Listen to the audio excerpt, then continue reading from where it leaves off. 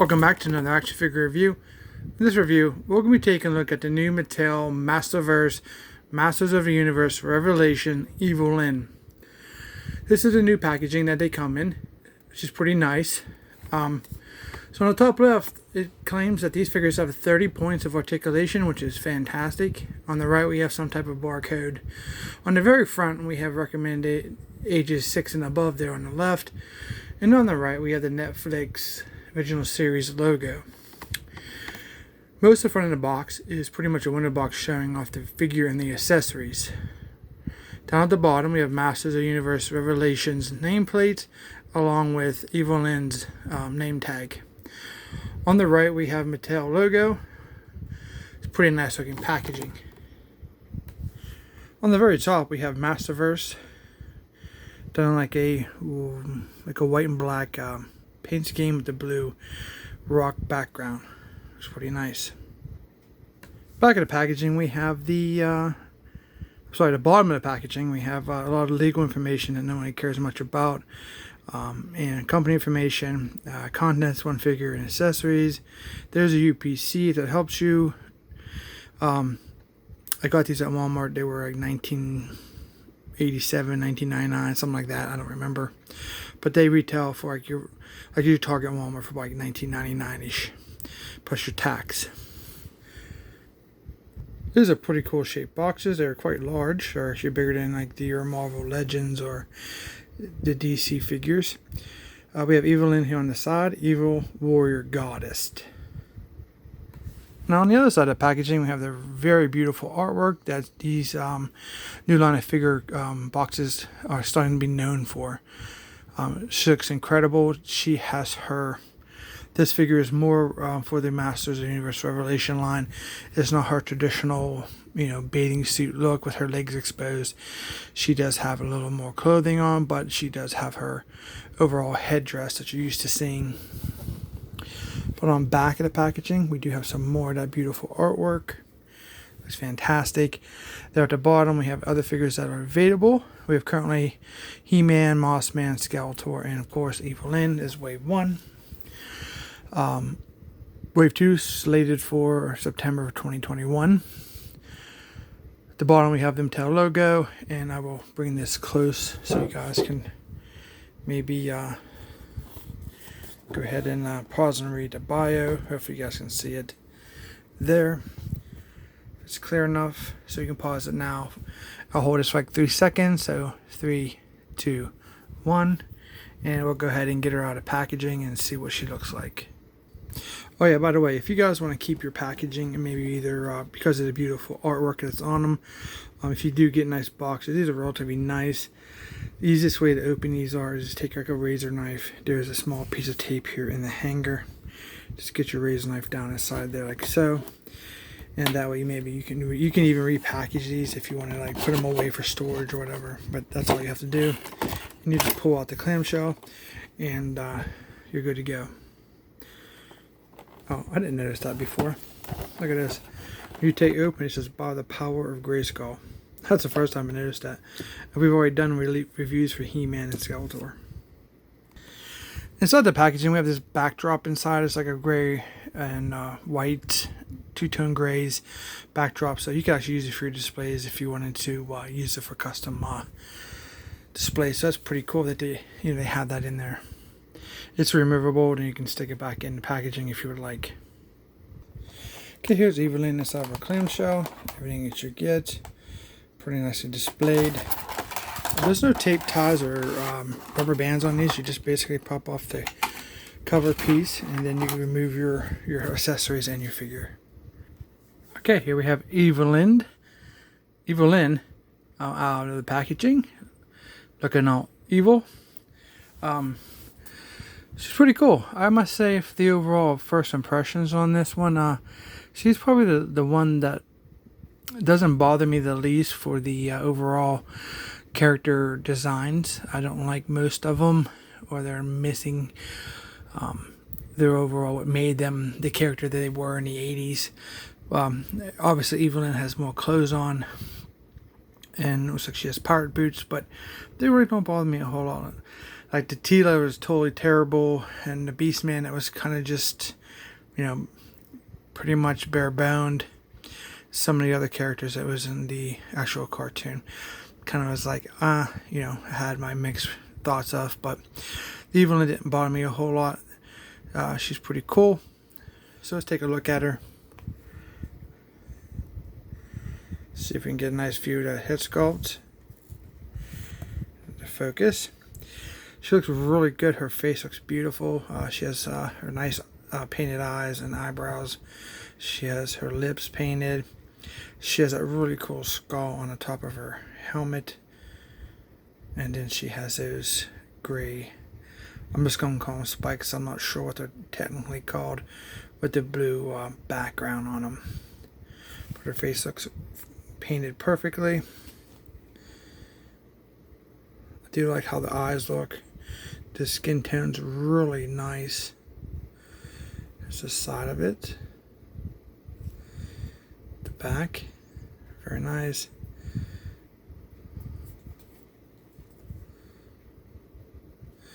Here around her neck she has some blue fur, like a V-neck jacket that she has on. Goes around the back. She does not have any peg holes on her back, so that's good for the overall appearance and the aesthetic of the figure. Her arms, pretty much from the shoulders down, are pretty bare. She does have like these wrist to hand gloves. There's not much on the inner hand, except for the joint. And then we have the glove there that goes down between her fingers. See if I can zoom out a little bit. Okay. Both hands are the same. So it looks like she has a kind of a piece here to hold maybe her short wand that she has. You'll check that out here when we do look at the accessories here. So she has this. This is where I wish we'd have had soft goods like the Skeletor's cape. These are kind of stiff. It's not too bad, but pretty much sinning is going to be out the window for this figure. Soft goods would have been beautiful here. Black pants, and she has these really dark gray boots. Looks like powered boots, because we have these straps that fall down over the top of the boot. But overall, like I said, this isn't that bad. It's a very nice figure for an updated Evil-Lyn. Pretty cool.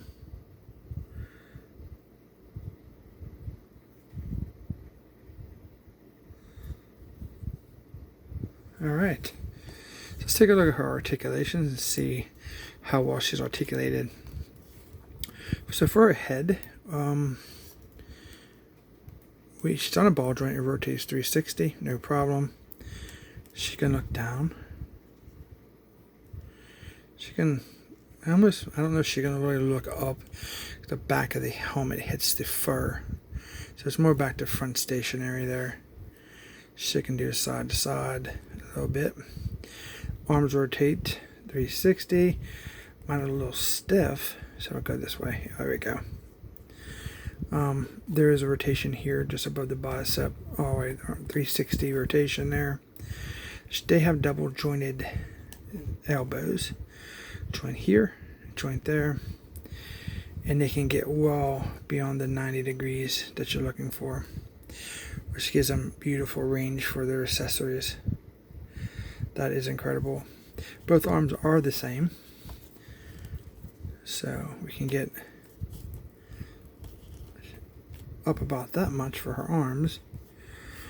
Her wrist, spin 360 all the way around on both arms, and then we have the in and out like this on both hands. So you can see both joints there. This is pretty cool.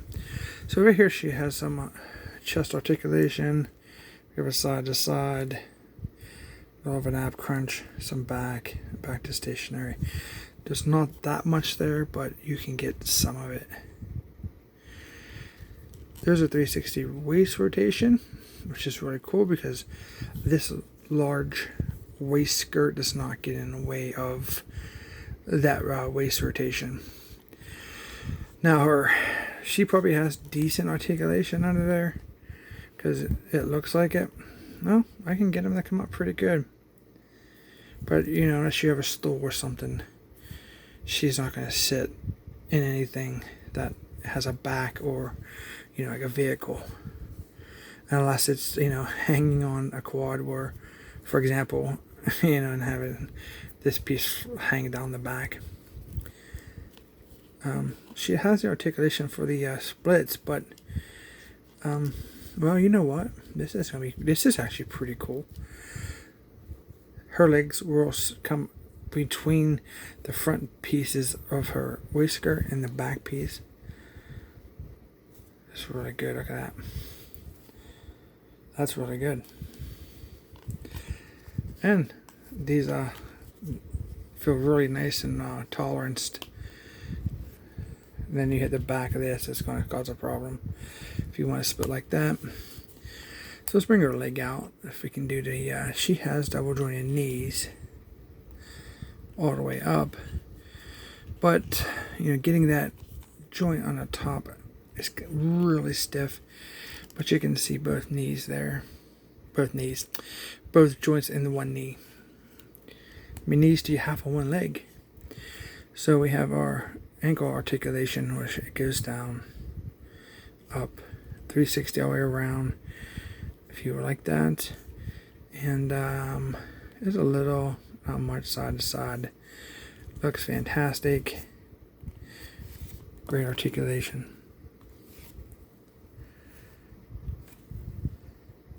Okay, for her accessories, she comes with an alternate head.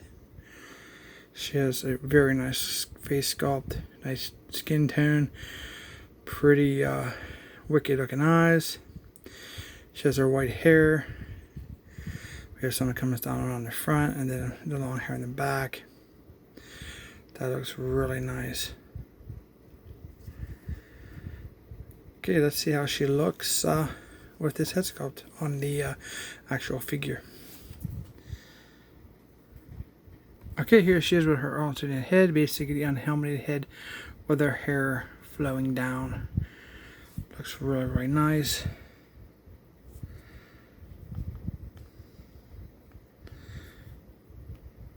Pretty cool.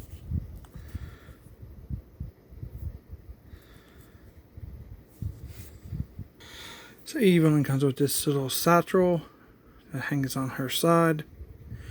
It's a brown. We have some silver for a snap and the buckle. A little bit of red on the side.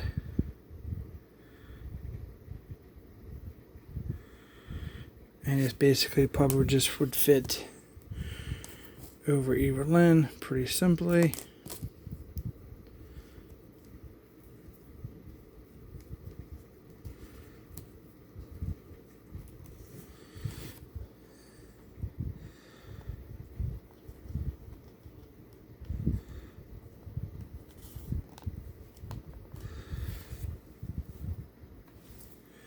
So it just hangs on the side and looks good. Flows pretty nice, however, how it's sculpted.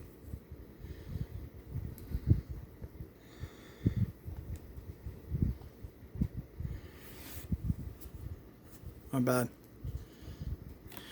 Okay, she does come with 2 sets of extra hands.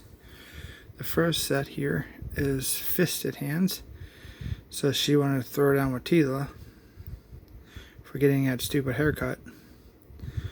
But there it is. Those are cool. And then she has 2 other hands. Now, I think what this is she has a 1 gripping hand and 1 open hand on the current figure. So to give you the alternative, so you have more of an open hand on this one, and then you can replace the open hand on that arm with a grip hand for her staff and wand. Which I think I'm going to do that because we need to take a look at the overall holding her weapon. So basically you just want to like grab her, try to hold close as you can, and pull her joint out without breaking it. So we have our other closed hand, and it's relatively easy, as you can see. A little stiff, but feels good. Doesn't feel like it's going to break. Get it at the right position. You shouldn't have any problems. Very nice. So first we'll take a look at her wand. It's gray, purple orb. Very nice. Nice sculpt work. She should hold that with no problem. Well, first of all, let's see if it actually does fit in here. Oops. See if it does fit in this little ring. It does. So you can kind of store that one in her back, which is great because you can carry her accessories around.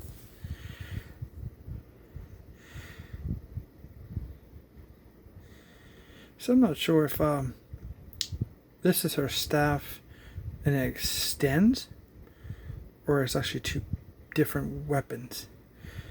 So I'm betting on the packaging, I'm not sure what they're going for. It could be an extended staff, and that's where she stores it at when she's not using it. Because we'll take a look at the comparison between the long version and this short version. And we can just slide this into our hand. Holds it very nicely.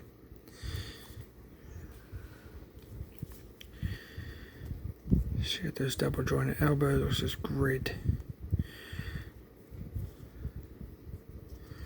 She has her inside wrist like this. You can get relatively close to the body due to the great articulation in the arms. Alright, so let's take a look at her last accessory, which is her extended version of that, or just her staff.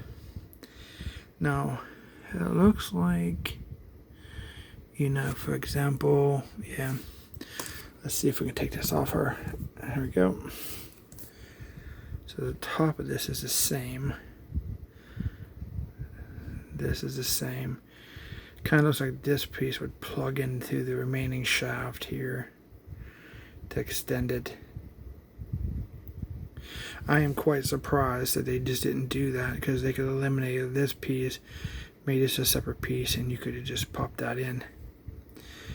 I'm really surprised you got the whole, double the pieces.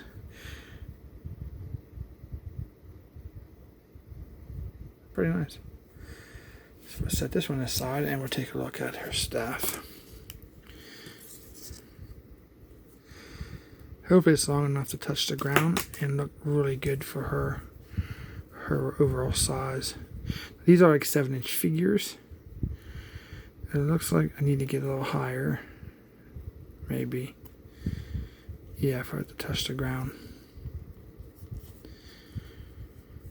That's how that looks, touching the ground. If I can put it back far enough. Looks really good.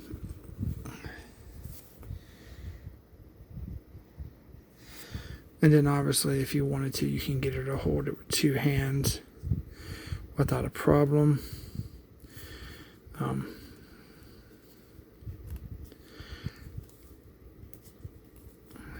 Like so.